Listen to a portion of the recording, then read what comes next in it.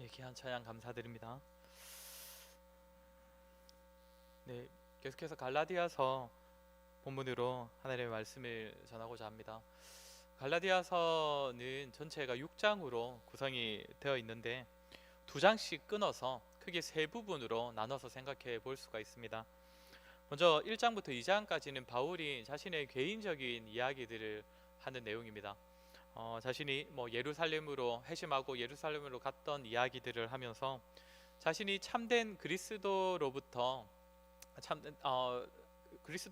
세움받은 참된 사도다라는 얘기와 자신이 전한 복음이 진정한 복음이다 이런 이야기를 꺼내고, 또 우리가 지난주까지 살펴보았듯이 베드로가 외식한 사건과 바울이 그 베드로를 책망한 사건을 통하여서 이제부터 꺼내고 싶은 이야기, 본격적인 이야기, 이신칭의라는 그 교리에 대한 이야기를 시작하는 것이 1장과 2장의 내용입니다. 그리고 3장과 4장은 갈라디아서를 기록한 주 목적이라고 할 수 있는, 그러니까 이신칭의라고 하는 오직 믿음으로만 의롭게 된다는 그 교리를 다루는 내용입니다. 그리고 마지막 5장과 6장은 보통 바울의 서신서가 다 그러하듯이 이제 마지막 부분에 가서는 좀 실제적인 지침들, 그러니까 율법이 아니라 믿음으로 의롭게 된 자들이 어떻게 살아야 하는지 실제적인 삶의 요구들이 기록되어 있습니다. 오늘 본문이 이제 3장 1절이니까 이제 두 번째 파트가 시작이 된 것입니다. 교리적 가르침이 시작되는 것인데, 물론 지난 본문에서도 이신칭의에 관한 내용이 언급되었기 때문에 이제 자연스럽게 이제 이어지는 곳으로 보시면 될 것 같습니다. 이제 오늘 본문으로 들어가 보겠습니다. 1절을 보시면 바울이 갈라디아 사람들을 향하여 어리석도다 갈라디아 사람들아 라고 말을 합니다. 성경에 등장하는 이렇게 좀 좋지 않은 표현들은 사실상 좀 많이 순화시킨 표현들입니다. 예전에 1장 6절을 다룰 때도 바울이 내가 이상하게 여기노라 라는 표현을 사용한 걸 가지고 좀 이렇게 가볍게 번역된 것이라고 했는데, 단지 그냥 내가 좀 궁금하다, 이상하다 이런 정도가 아니라 내가 머리가 깨질 것 같은, 정말 뒤통수를 맞은 듯한 엄청난 지금 충격을 받았다, 이런 의미라고 말씀을 드렸는데, 여기서 어리석다라는 표현도 사실은 야, 이 바보 같은 갈라디아 사람들아 이런 얘기입니다. 그러니까 사실 바보라는 표현도 조금 순화시킨 표현인데, 어떤 영어 번역 성경을 보면 이 부분에 crazy라는 표현을 사용하고 있습니다. 그러니까 죄송합니다, 이런 말이죠. 너희 미친 것 아니냐, 약간 이런 말까지 하고 있는 겁니다. 아무리 바울이라도 말이 너무 심한 거 아닌가라는 생각을 하실 수도 있는데, 사실 바울과 갈라디아 성도들은 그 정도의 관계가 있었다는 것을 보여주는 겁니다. 우리가 나중에 가면 살펴보겠지만 예전에 바울이 복음을 전하고 또 갈라디아 교회 성도들이 바울의 가르침을 받았을 때 그들이 얼마나 끈끈한 관계였는지를 보여주는 내용들이 나중에 나올 것인데, 지금 그만큼 강한 이 말들을 할 수 있는 것은 그런 관계에 있었다는 것과 그만큼이나 바울이 지금 저 사람들을 다시금 돌이키고 싶어하는 그 마음이 담겨 있다는 것입니다. 그러면 바울은 지금 갈라디아 성도들에게 왜 어리석다라고 이런 말들을 하고 있는 것입니까? 이제는 다 아시겠지만 이제 지난주에서도 살펴보았듯이 율법의 행위를, 그리고 율법을 지키는 것을 필요 이상으로 중요하다고 여기는 사람들을 향하여서 하는 말들입니다. 바울은 그런 갈라디아 성도들에게 이런 말을 하는 것입니다. 예수 그리스도께서 십자가에 못 박히신 것이 너희 눈앞에 밝히 보이거늘 누가 너희를 꾀더냐. 예수님께서 십자가에 못 박히신 것을 보았다라는 말은 당연히 비유입니다. 이 갈라디아 교회 성도들이 절대 예수님께서 십자가에 실제로 못 박히신 장면을 보았을 리는 없겠지요. 그러니까 비유를 하는 것입니다. 그럼 왜 바울이 이런 표현을 사용해서 말을 하는 것입니까? 그만큼이나 예전에 갈라디아 교회에 그리스도의 복음이 아주 생생하게 전해졌다는 의미입니다. 그리스도께서 십자가에 못 박히셨다는 것은 예수님께서 하신 일을 아주 함축적으로 표현한 것인데, 한마디로 복음이라는 의미입니다. 복음이 전해졌는데 마치 눈으로 보고 있는 것처럼, 이 복음을 바울이 갈라디아 교회 성도들에게 전했을 때 그들이 마치 눈으로 보는 것처럼 생생하게 실제적으로 진실되게 받아들였다는 의미입니다. 우리도 그렇지 않습니까? 우리가 흔히 예수님을 만났다라는 말들을 사용을 합니다. 어떤 때 사용합니까? 우리가 예수님을 영접했다라는 표현을, 예수님이 이제 믿게 되었다는 그 표현을 예수님을 만났다라는 말로 많이 표현을 합니다. 실제로 우리가 예수님을 만난 것은 아닙니다. 그렇지만 예수님께서 이 땅에 오셔서 하신 그 일들이 단지 2000년 전에 있었던 그냥 역사적인 실제적인 사건이라는 그 정도의 의미가 아니라 정말 나를 위하여 하신 일들이라는 것을 믿고, 그로 인하여서 내가 구원받았음을 확신하고, 그리하여서 내 마음에 감화와 감동이 일어나고 이전과는 다른 삶이 시작되는 것을 우리는 예수님을 만났다라고 표현을 합니다. 우리 역시도 우리를 위해 십자가에 달리신 예수 그리스도를 본 것입니다. 바울도 여기서 그 이야기를 하는 것입니다. 너희가 그렇게 복음의 위대함을 생생하게 경험해 놓고선 어리석게도 지금은 누군가의 게임에 넘어가느냐 말입니다. 이 말을 하는 것입니다. 이러면서 오늘 본문의 핵심이라고도 할 수 있는 2절의 가르침으로 이어집니다. 2절을 보시면 내가 너희에게서 다만 이것을 알려 하노니 너희가 성령을 받은 것이 율법의 행위로냐 혹은 듣고 믿음으로냐. 여기서 또 율법이냐 믿음이냐라는 이 문구가 지금 등장을 합니다. 갈라디아서에서 계속 반복되는 내용입니다. 앞서 2장 16절에서는 사람이 의롭게 되는 것에 있어서 필요한 것은 율법의 행위가 아니라 예수 그리스도를 믿는 믿음이다라고 했는데, 이번에는 무엇이 또 율법의 행위가 아니라 믿음으로 말미암는다고 하는 것입니까? 성령을 받은 것. 성령께서 너희 안에 내주하시는 것이 너희가 율법적인 조건을 갖추었을 때였냐 아니면 믿었을 때였느냐, 그것을 떠올려 보라는 것이죠.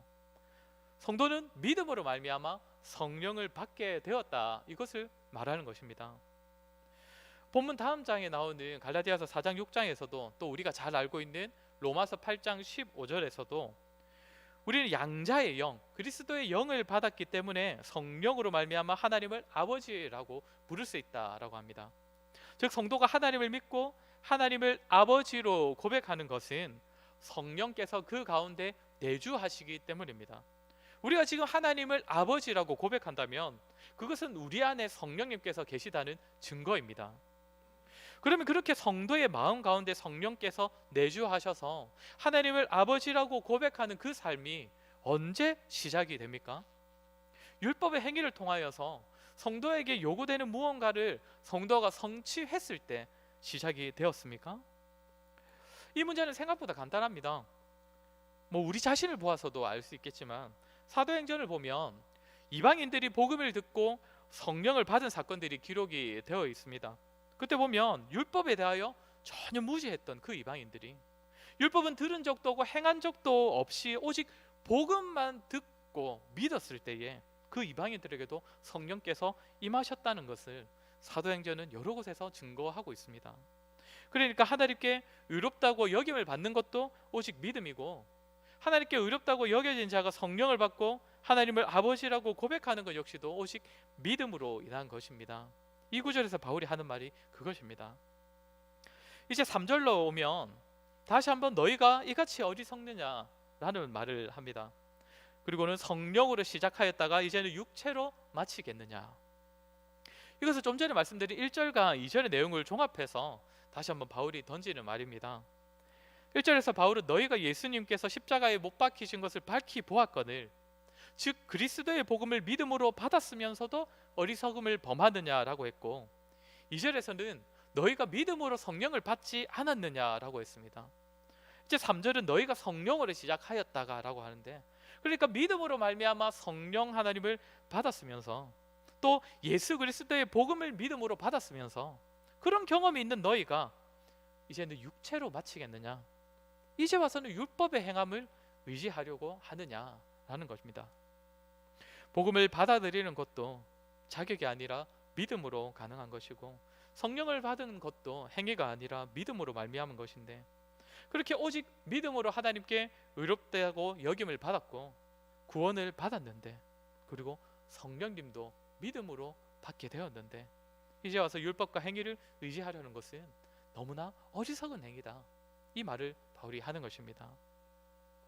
4절에 오면 갈라디아 교회 성도들이 이전에 가졌던 그 복음과 믿음이 헛된 것이 아니라는 사실을 바울이 다시 한번 상기시켜주는 내용이 나옵니다. 4절을 보시면 바울은 갈라디아 교회 성도들에게 예전에 너희가 받았던 많은 괴로움들을 떠올려 보라라고 합니다. 한마디로 예전에 바울로부터 복음을 받고 그 복음을 믿으면서 신앙생활을 했을 때에 많은 괴로움, 많은 고난이 있지 않았느냐는 겁니다. 이 말은 너희가 이전에 가진 그 복음이 참 복음이었기 때문에 너희에겐 고난이 있었다. 고난을 반드시 수반하는 그 참 복음을 너희가 가졌었기 때문에 너희가 고난을 받았었다. 이 이야기를 하는 것이죠. 성도 여러분, 진정한 복음은 언제나 고난을 가져왔었습니다. 이것은 성경 역사만이 아니라 지금도 마찬가지입니다. 구약 성경에서 늘 바른 복음을 선포했던 자들은 고난을 받았습니다. 선지자들이 대표적이었는데 궁궐에서 호화로운 생활을 하면서 왕의 조언자 같은 역할을 했던 그런 선지자들도 있는데, 그런 선지자들은 사실상 대부분 거짓 교사들이었고, 참 선지자들은 바른 하나님의 말씀을 전했기 때문에, 그러다 보면 아무래도 죄를 지적하고 잘못을 계속 회개하라고 선포하니까 그렇게 많이 미움을 받게 되었고 배척을 당하게 됐습니다. 예수님께서 오셔서 사역했을 때도 마찬가지 아니었습니까? 예수님께서 전하신 복음은 사람들에게 환영받지 못했습니다. 죄인들, 이방인들, 그리고 그 시대의 약자와 어울리시는 그 모습을 통하여서 참 하나님의 사랑을 드러내실 때마다 유대인들은 불편해했고, 이것은 곧 고난으로 이어졌습니다. 예수님 이후에 세워진 사도들 역시 마찬가지 아니었습니까? 고린도전서 말씀에 따르면 복음은 유대인들에게는 거리끼는 것이요 헬라인에게는 미련한 것이다 라고 되어 있습니다. 이 복음이 사실상 믿지 않는 모든 사람들에게는 거치는 내용, 그러니까 쉽게 말하면 혐오할 만한 내용이라는 것이죠. 그러니 복음을 전하는 사도들에게도 늘 고난이 따라왔습니다.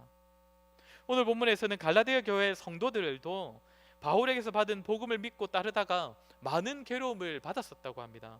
그러니 바울은 이런 말을 하는 것입니다. 너희가 참 복음을 받지 않았다면, 너희도 만약에 율법을 중요하게 여기고 그렇게 지켰다면 유대인들로부터 고난을 받지 않았을 것이고, 너희가 믿음이 아니라 지식과 지혜를 강조했다면 헬라인으로부터 인정을 받았을 것인데, 너희가 오직 믿음, 오직 그리스도, 오직 복음, 그렇게 참 복음을 품고 살아갔을 때에 너희가 많은 괴로움을 받지 않았더냐?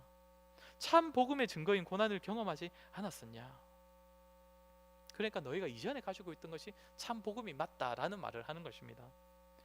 사실 오늘날도 참 복음은 우리를 괴롭게 합니다. 우리를 불편하게 합니다. 나에게 요구되는 무엇인가가 아니라 예수님께서 이루신 무언가를 말하는 것이 복음인데, 쉽게만 생각을 하면 우리가 하는 것이 아니라 예수님께서 하신 것이라고 하니까 우리에게 전혀 부담을 주지 않고 우리의 마음을 더 편하게 해주는 것이 참 복음 아닌가, 그렇게 생각을 할 수도 있겠지만 사실 실상은 좀 다릅니다. 우리가 한 주간을 바쁘게 살고 또 힘든 삶을 살다가 교회를 오면 뭔가 마음의 위로를 더하여 주고 평안을 주는 말들을 듣고 싶은데, 복음은 생각보다 그런 말들을 잘 해주지 않습니다. 한 주간 믿음을 지키기 위해 노력하고 헌신했다고 생각하는데, 나름대로 하나님 앞에서 내가 열심을 가지고 살았다고 생각하는데, 그러면 그런 나의 모습을 하나님께서 좀 더 기뻐하시겠지라고 기대를 해보지만, 복음은 사실 그렇지 않다고 말을 합니다.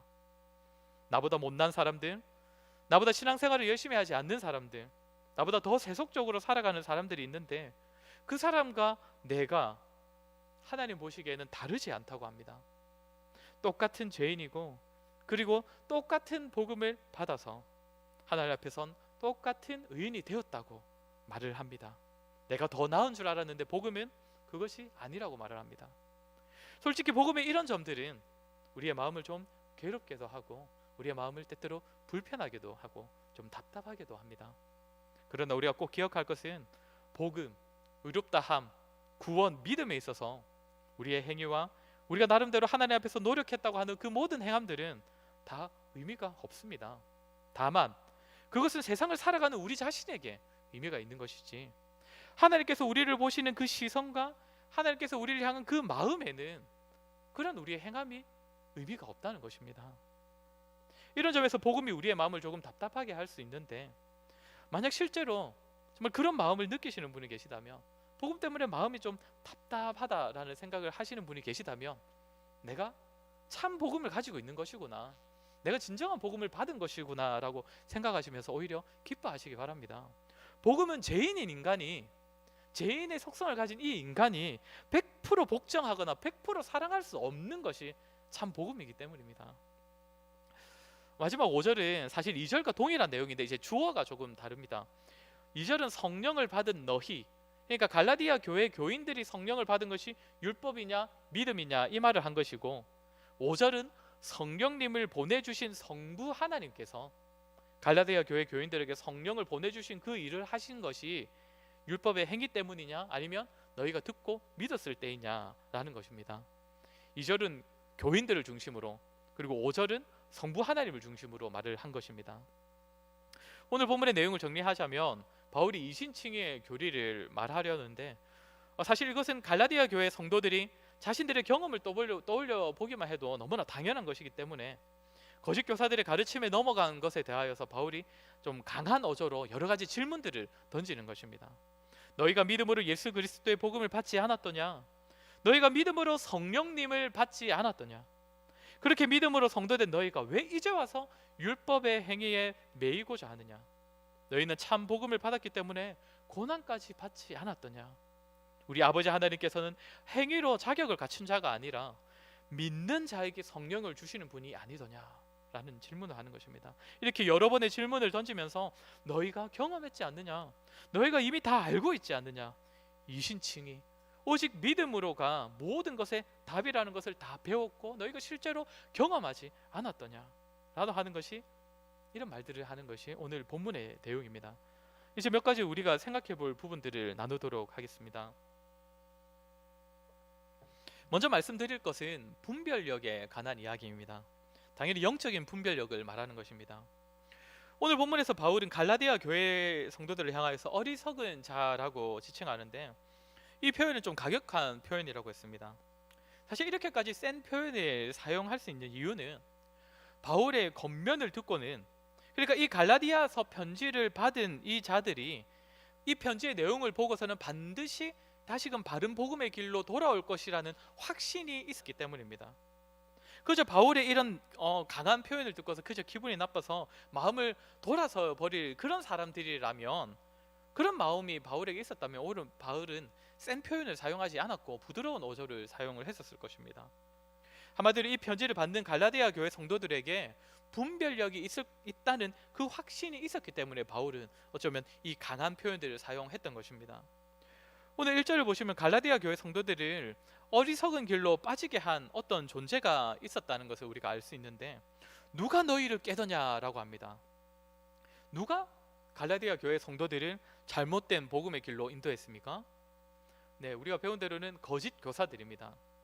그런데 한글 성경으로는 누가라고 하면 이 표현 안에서는 사실 한 사람을 말하는 건지 여러 사람을 말하는 건지 좀 불분명하지만, 이렇게 원어로 보면 여기서 말하는 누가는 단수로 표현합니다. 즉 하나의 존재만을 뜻합니다. 나중에 이제 후반부에 보면 거짓 교사들에 대해서 나오는데 거기서는 여러 사람들로 표현을 하는데, 여기서는 지금 단수로, 그러니까 하나의 존재만을 이야기하는 것입니다. 지금 갈라디아 교회 성도들을 깨어나고 있는 하나의 존재, 누구를 지칭하는 것이겠습니까? 당연히 사단을 염두한 표현입니다. 직접적으로는 거짓 교사들이, 그 사람들이 갈라디아 교회 성도들을 미혹하고 잘못된 길로 빠뜨리고 있지만, 실상은 그런 길로 인도하는 존재는, 갈라디아 교회 성도들을 깨어내는 존재는 바로 사단이라는 의미입니다.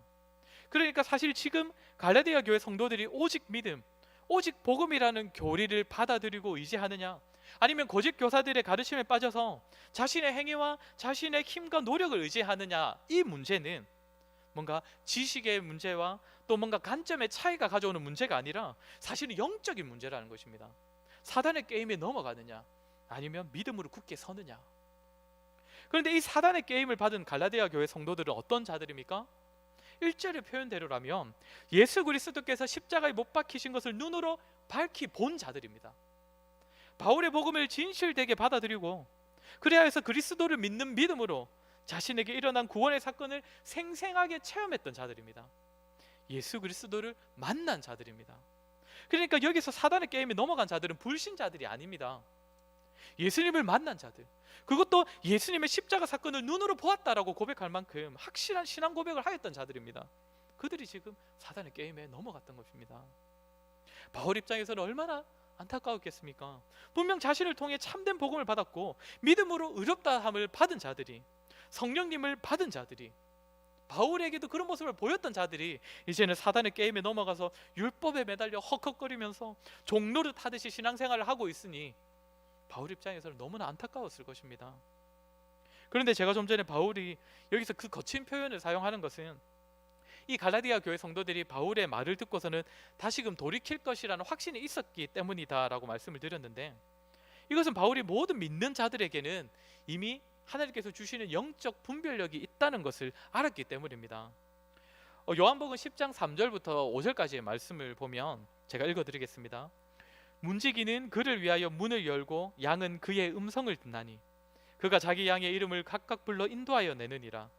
자기 양을 다 내놓은 후에 앞서가면 양들이 그의 음성을 아는 고로 따라오되 타인의 음성은 알지 못하는 고로 타인을 따르지 아니하고 도리어 도망하느니라. 양은 목자의 음성인지 타인의 음성인지를 분별한다고 합니다. 양인 성도들은 목자이신 예수님의 음성을 알고 또 타인의 음성을 분별하여서 목자이신 예수님의 뒤를 따른다고 합니다. 양으로 불러주신 모든 성도들에게는 이런 능력이, 이런 분별력이 주어지는 것입니다. 그렇게 비록 갈라디아 교회 성도들이 잠시 사단의 게임에 빠져서 지금은 다른 길로 쫓아가더라도 참 복음을 받고 진실된 믿음을 가졌던 그들이라면 바울의 지금 이 갈라디아서 이 가르침을 통하여서 목자의 음성을 들을 것입니다. 그러니 바울은 다소 거친 표현을 서심없이 사용하는 것입니다. 오히려 자기의 강한 말들을 통하여서 저들이 목자의 음성을 듣고 바른 길로 돌이킬 것이라는 확신이 있었던 것입니다. 사랑하는 성도 여러분, 우리 역시도 사단의 게임에 빠질 수 있는 존재들입니다. 갈라디아 교회 성도들의 모습을 보면서 우리 역시도 그럴 수 있다는 사실을 기억하여서 우리는 우리 자신의 신앙에 너무 자만하지 말아야 합니다. 비록 목자의 음성을 들을 줄 아는 귀를 가졌지만, 분별력이 있지만 때때로 참 복음의 가치를 잊어버리고 믿음의 본질을 다 잊어버리고 사단의 게임에 넘어가 허덕거리는 인생을 살아가게 될지도 모릅니다. 그렇게 우리의 모습은 그 분별력을 잃어버리지 않도록 하나님께서 주신 분별력을 잘 간직하고 또 잘 발휘할 수 있도록 노력해야 합니다. 바울이 오늘 사단의 게임에 넘어간 갈라디아 성도들을 향하여서 예수 그리스도께서 십자가에 못 박히신 것을 너희 눈앞에 밝히 보이거늘 이라고 했던 이 말을 우리가 좀 기억할 필요가 있습니다. 사단의 게임에 넘어간 갈라디아 교회 성도들은 더 이상 예수 그리스도의 그 십자가를 바라보지 못했던 것입니다. 이제는 그리스도의 십자가가 아니라 율법이, 예수 그리스도의 죽음과 부활이 아니라 자신의 행위와 노력을 더 바라보게 된 것입니다.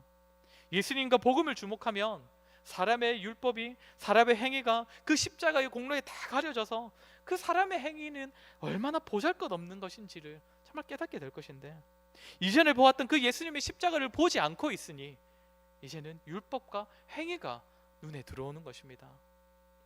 사랑하는 성도 여러분, 우리는 예수 그리스도의 십자가를 얼마만큼 바라보고 있습니까? 이전에 만났던 그 예수님을 우리는 지금도 만나고 있습니까? 나의 죄와 허물과 모든 잘못을 다 덮어주신 그 예수님의 십자가, 그로 인하여서 받은 그 구원의 은혜, 그것을 맛본 우리가 이제는 마치 그런 지식과 그런 교리는 초신자들에게나 필요한 지식으로 치부하여서 지금은 뭔가 드러나는 행위, 지금은 뭔가 나의 노력과 나의 열심에 더 많은 의미를 두고 있지는 않느냐는 것입니다. 만약 그러하다면 예수님의 십자가를 보지 않고 있을 가능성이 너무나 높은 것이고, 또 그러하다면 자칫 사단의 게임에 빠지게 될 위험에 놓여 있는 것이라는 것 우리가 기억해야 합니다. 오직 예수 그리스도의 십자가를 매일의 삶 속에서 그 십자가를 밝히 보는 그런 저와 여러분이 되기를 주의 이름으로 간절히 소원합니다. 하나 더 살필 것은 성도의 구원에 있어서만이 아니라 구원 그 이후의 삶에서도 필요한 것은 믿음이라는 것입니다. 오늘 바울은 3절에서 성령으로 시작하였다가 육체로 마치겠느냐라는 질문을 던집니다. 실제로 기독교 역사에는 그런 사람들이 많이 있어 왔습니다. 오직 은혜, 오직 믿음, 이것은 성도가 처음 하나님을 믿어서 의롭게 인정받을 때에는 필요하지만 그 이후로는 사람의 노력이 필요하다. 그러니 기도하면서 열심히 말씀 보면서 행위적인 노력을 해야 한다라는 그런 말들을 했던 사람들이 참 많이 있어 왔습니다. 이런 것을 교리적으로 말하면 칭의는 믿음이 필요한 거고, 성화, 즉 거룩하게 되는 것은, 그러니까 변화되는 삶은 노력으로 가능한 것이다 라는 말을 하는 사람들이 있었다는 것이죠. 좀 그럴싸하게 들리지 않습니까? 그러나 바울의 가르침은 결코 그렇지 않다라는 것을 분명히 말해줍니다. 2절과 5절이 성령을 받은 것이 율법의 행위로냐 듣고 믿음으로냐라는 의미에서 거의 동일한 구절이라고 아까 말씀을 드렸는데, 지금 2절은 그러니까 사람, 그러니까 성도들을 중심으로, 5절은 성부 하나님을 중심으로 기록이 되었다고 했습니다. 그런데 5절에는 2절에서 하나가 더 추가가 되어 있습니다. 너에게 성령을 주시고 너희 가운데 능력을 행하시는 이라는 표현입니다. 너희 가운데 능력을 행하시는, 성령도 성부 하나님께서 주시고 또 능력을 행하시는 것도 성부 하나님이 행하시는 것처럼 이렇게 번역으로 보일 수가 있는데, 이 구절을 좀 더 이해가 쉽도록 이제 번역을 하면 너희에게 성령을 주셔서 너희 가운데 능력을 행하게 하신 이라는 표현입니다. 그러니까 우리 안에 계셔서 능력을 행하시는 분은 성령 하나님이시다라는 것이죠. 성령께서 우리에게 능력을 행하신다라는 말은 어떤 의미겠습니까? 우리의 성화된 삶을 말하는 것입니다. 성령의 능력으로 살아가는 것, 이것이 어디로부터 말미암는다는 겁니까? 5절 마지막에서 하는 말, 율법의 행위가 아니라 듣고 믿음으로 말미암는다. 그러니까 하나님을 처음 믿을 때에는 오직 믿음이고 그 이후에 거룩하게 살아가기 위해서는 노력이 필요하다는 것, 그것이 아니라 거룩하게 살아가는 삶, 성령의 능력으로 살아가는 삶도 육체의 행위가 아니라 듣고 믿음으로 가능하다라는 것입니다. 성령의 능력으로 살아가는 삶, 이것도 사실 한국 교회 안에서 참 많은 오해를 일으켰습니다. 지난주에도 제가 잠시 말씀을 드렸던 것 같은데, 성경은 분명 모든 믿는 자에게는 성령께 주어져서 성령께서 그 안에 계신다고 가르치지만, 마치 믿는 것과 성령을 받는 것이 다른 것처럼 가르치는 경우가 많이 있어 왔습니다. 믿기만 하면 제대로 살아가지는 못한다, 그러니 성령을 받아야 한다라는 그런 가르침이 있었습니다. 그래야 해서 마치 사람이 성령 하나님을 부리는 것처럼 그렇게 막 성령을 받으라는 식의 그런 집회들이 많이 있어 왔습니다. 그렇게 믿음에 더하여 성령까지 받아야 성령의 능력으로 살아갈 수 있다라고 가르쳤던 그런 집회들이 우리 한국 교회에는 꽤 있어 왔습니다. 이것은 성경의 내용을 크게 두 가지를 오해한 것입니다. 먼저는 오늘 본 것처럼 성령은 믿음을 가진 모든 자들에게 이미 내주하여 계신다는 겁니다. 다만 성령 충만한 삶을 살아가지 못하는 경우는 얼마든지 있습니다. 앞서 말한 것처럼 사단의 게임에 빠지는 경우도 분명히 있습니다. 하지만 믿는 자들이 다시 성령을 받아야 하는 그런 경우는 절대 없습니다. 그리고 또 하나의 오해는 무엇이냐면, 그렇게 성령을 받아야 한다고 주장하고 가르쳤던 대부분의 사람들은 성령의 능력으로 살아가는 삶을 굉장히 눈에 띄고 뭔가 화려하게 드러나는 무언가로 가르치는 경우가 참 많았다는 것입니다. 반드시 드러나는 무엇인가가 성령의 능력이다. 방언이나 예언이나 치유나 그 밖에 드러나는 다양한 은사들, 절대 오해하지 마십시오. 제가 그것을 부정하는 것은 절대 아닙니다. 저도 방언을 인정하고 또 방언이 있다는 것을 믿고 또 성령님을 통하여서 치유가 일어나는 것도 분명 있다는 것을 믿습니다. 부정하지는 않습니다. 그런데 우리가 오해하지 말아야 하는 것은 성경이 말하는 성령의 능력으로 행하는 삶이 무엇이냐라고 했을 때에, 그것은 그렇게 뭔가 화려하게 드러나는 것만을 말하는 것이 아니라 그 이전에 성경이 가르치는 것은 성화된 삶을 가르치는 것입니다.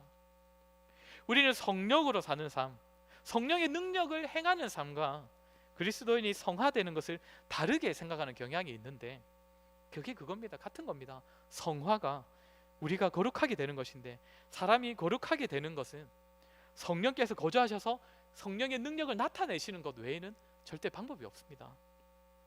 우리가 사도신경 마지막 파트에서 나는 성령을 믿으며 거룩한 공교회와 성도의 교제를 믿는다라고 고백하지 않습니까? 그 순서가 굉장히 중요합니다. 성령께서 거룩한 영이시기에 함께 하시는, 그 성령께서 함께 하시는 교회가 거룩한 공교회가 될 수 있는 것이고, 성령께서 함께 하시기에 신자가 거룩한 백성, 성도가 될 수 있는 것입니다. 그것을 고백하는 것이 사도신경의 마지막 파트입니다. 우리가 잘 아는 성령의 9가지 열매가 무엇입니까? 갈라디아서 5장 가면 우리가 다시 살피게 될 것인데, 사랑과 희락과 화평과 오래 참음과 자비와 양선과 충성, 온유, 절제, 여기 기록된 그 그 성령의 열매, 그 어떤 열매가 뭔가 화려하게 드러나는 성령의 능력으로 보이십니까? 절대 화려하게 드러나는 그런 것이 아니라 오히려 성경이 말하는 성령의 능력은 관계 가운데 드러나는 그리스도를 닮은 모습입니다. 다시 돌아가서 우리가 이렇게 성령의 능력으로 살아가는 것도, 성화된 삶을 살아가는 것도 우리의 노력, 율법의 행위가 아니라 오직 믿음으로 이루어진다고 합니다. 다시 말해 성화된 삶을 살아가기 위해선 우리가 더 많이 듣고 더 잘 믿기 위한 노력들이 있어야 한다는 것입니다. 마지막으로 이에 대한 예를 하나만 들고 말씀을 마치도록 하겠습니다. 만약 우리에게 분노가 많이 있다, 너무 분노가 많다라고 생각이 되실 때에 우리는 어떻게 해야 하겠습니까? 분노하는 모습은 당연히 성화된 모습과는 어울리지 않는 모습 아니겠습니까? 성화도 믿음으로 말미암는다고 했으니까 하나님께 우리에게 믿음을 달라, 성화된 모습을 달라라고 기도를 해야겠지요. 믿음을 더 달라고. 그런데 단지 하나님께, 하나님 제가 너무 분노가 많아서 성화되지 못한 것 같으니까 하나님 저의 분노를 제거해 주십시오 라고 그렇게 기도한다면, 기도를 했다는 것 자체로는 분명 의미가 있는 것이지만 사실상 그 기도는 우리의 믿음과 연계된 그런 기도는 아닙니다. 무슨 말이냐면, 우리는 분노가 일어날 때에 그 분노의 원인이 우리의 믿음과 관련이 있다는 것을 기억하여서 우리의 그 분노의 원인을 잘 살펴보아야 합니다. 만약 우리의 분노의 원인이 다른 사람과의 관계에 있어서 분노가 생겼다면 그 사람과의 관계가 어떠하기를 바랬었는지를 돌아볼 필요가 있습니다. 다른 사람과의 관계에서 내가 더 인정받고 내가 더 인기를 얻고 더 존중을 받고 싶은데, 누군가의 관계에서 내 말이 좀 더 힘을 얻고 싶은데 그것이 내가 원하는 대로 되지 않을 때에 우리는 관계 가운데서 분노하는 마음을 가지게 됩니다. 혹시 일 때문에 우리가 분노하는 마음을 가지게 된다면, 자신의 일이 잘 풀리지 않아서 계획대로 일이 진행되지 않아서 우리가 분노를 가지게 된다면, 혹시 우리의 인생의 목적을, 자신의 삶의 목표를 일의 성취감에 두고 있는 것은 아닌지를 우리는 돌아보아야 합니다. 혹시 우리가 자녀 때문에 분노한다면, 자녀 양육이 마음대로 되지 않아서 분노를 한다면, 제가 왜 이렇게 찌르는지 모르겠는데 우리가 혹시 자녀를 말로만 하나님의 자녀라고 하면서 마치 그 자녀를 나의 소유로 여기고 있지는 않았는지, 말로는 아니라고 하지만 우리가 결국 자녀 때문에 분노하는 것은 우리가 자녀에게서 내가 원하는 모습이, 내가 기도하는 모습이 자녀에게서 제때 나타나지 않을 때 우리는 분노하지 않습니까? 제가 말씀을 드리고 싶은 것은, 분노는 사실상 우상숭배와 관련되어 있습니다. 관계에 있어서 사람들의 인정, 인기, 존중, 일에 있어서는 성취감, 자녀에게 있어서는 내가 원하고 기대하는 모습들, 그것이 다 우리에게 우상이 되어 있기 때문입니다. 그 바람들이, 그 목적들이 그리스도께서 우리를 위하여 하신 일들을 다 가려버리기 때문입니다. 예수님께서 우리에게 하신 일들, 하나님께서 우리의 인생을 책임지신다는 사실을 신뢰하지 못하게 만들어 버린 것입니다. 한마디로 하나님을 믿지 못하여서 우리는 분노하는 것입니다. 믿음이 없어서 성화된 삶을 살아가지 못하는 것입니다.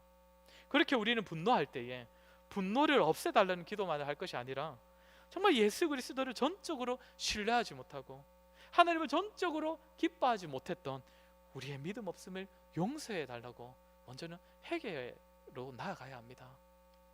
그래야 해서 하나님을 향한 신뢰가 더욱 자랄 때에 우리는 성화된 삶, 성령의 능력으로 행하는 삶을 진정으로 살아갈 수 있을 것입니다. 이런 삶을 살아가는 저와 여러분 되기를 주의 이름으로 간절히 소원합니다. 이 시간에 말씀을 기억하며 한번 같이 기도하도록 하겠습니다. 먼저 우리 역시 참 갈라디아 교회 성도들처럼 어리석은 그런 모습은 없는지를 한번 돌아보았으면 좋겠습니다.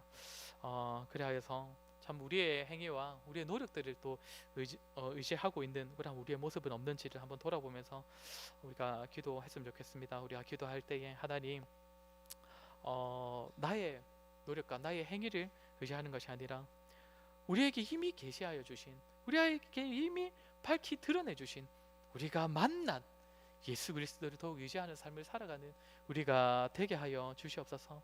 그래서 사단이 여전히 우리를 깨어내기 위하여서 우리의 마음을 틈타기 위하여서 노력하고 있는데, 우리를 찾고 있는데, 하나님, 우리가 예수 그리스도를 향한 우리의 믿음을 붙잡음으로써 그러한 사단의 게임에 넘어가지 않는 우리가 될 수 있도록 도와주시옵소서. 또한 우리가 정말 성화된 삶을 위하여서도 우리의 믿음을 더욱 붙잡는 우리가 되게 하여 주시옵소서. 우리가 정말 예수 그리스도를 향한 그 믿음으로 말미암아 더욱 성령님께서 원하시는 성령님의 그 음성에 귀를 기울임으로 말미암아 성화된 삶, 거룩한 삶, 새로운 삶을 살아가는 우리가 되게 하여 달라고 우리 이 시간 한번 같이 기도하도록 하겠습니다. 참 좋으신